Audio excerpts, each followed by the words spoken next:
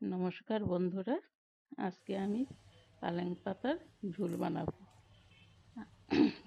পালং পাতার ঝোলটা কিভাবে বানাতে হয়, প্রথম পালং পাতাকে ভালোভাবে বেছে নিতে হয়, তারপর ধুতে হয়, 2-3 বার করে ধুতে হয়। পালং পাতাতে বালি অনেক থাকে, তো তার জন্য 2-3 বার করে ধুয়ে নিতে হয়। তারপর কাটতে হয়। এই যে পালং পাতাকে কাটলাম বড় বড় করে, কেটে নিয়ে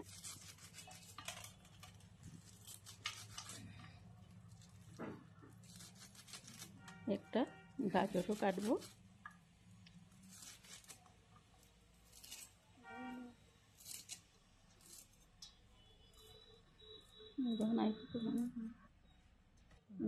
পালং পাতাকে কাটলাম, এইভাবে একটা গাজরও কেটে দিলাম, ছোট ছোট করে গাজরটাকে কাটলাম।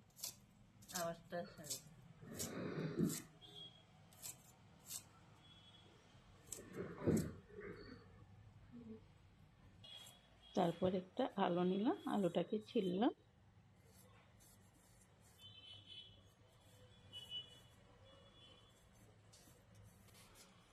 তারপর আলু একটাকে কুচি কুচি কুচি কুচি করে কেটে দিলাম।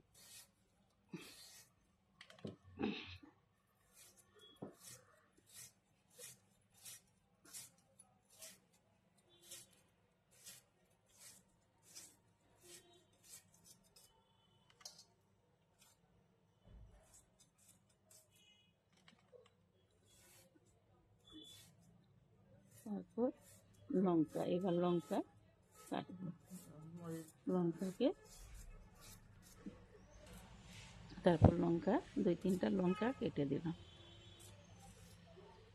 এবার কেটে শেষ হলো। এখন মিক্সিতে পেস্ট করব। এবার 4-5টা রসুন দিলাম, তারপর সামান্য পেঁয়াজ দিলাম, তারপর কাঁচা লঙ্কা দিলাম, দিয়ে সামান্য জিরে, সামান্য হলুদের গুঁড়ো, সামান্য একটু ধনিয়া দিলাম, তারপর পেস্ট করলাম। এবার কড়াই বসালাম, তেল দিলাম, সামান্য একটু তেল, তারপর এবার রসুন দিলাম অল্প, রসুনটা সামান্য ভেজে নিলাম, তারপর এবার দেব পেঁয়াজ, সামান্য পেঁয়াজটাও দিলাম, পেঁয়াজটাও ভেজে নিলাম। এবার মানে লঙ্কা, কাঁচা লঙ্কা 2-3টে কেটে দিলাম, তারপর সামান্য ভাজা হলো। এবার আমরা পেস্ট করা মশলাগুলোকে দেব। এই মশলা দিলাম, মশলাটা সামান্য ভেজে নিব।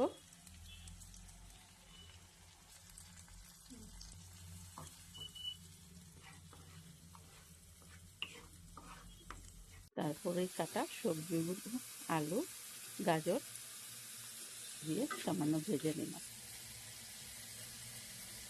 তারপর পাতাগুলো দিলাম, পালং পাতাগুলো দিলাম, দিয়ে এখন সামান্য নাড়াচাড়া করব।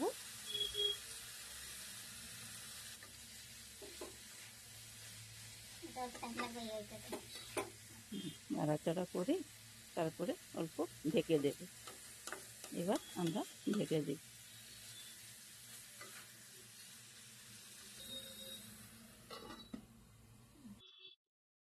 তারপর হলো সামান্য, এখন আমরা নিজের পরিমাণে জল দেব।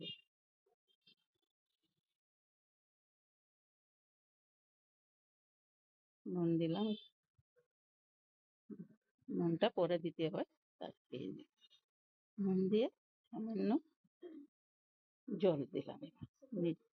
জল দিয়ে নিজের ঝোলের যতটুকু ঝোল লাগে নিজের সেইভাবে আন্দাজে ঝোলটা দিতে হয়। তারপর এবার ঢেকে দেব।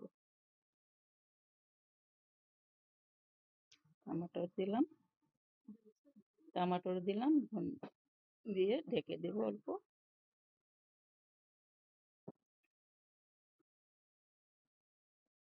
এখানে ফুলকপিও দেওয়া যায়, মটরও দেওয়া যায়, যে যেভাবে খেয়ে ভালোবাসে সেইভাবেই বানাতে পারে। এইবার ধনিয়া পাতা দিলাম, ধনিয়া পাতা দিয়ে এবার নেমে দেব।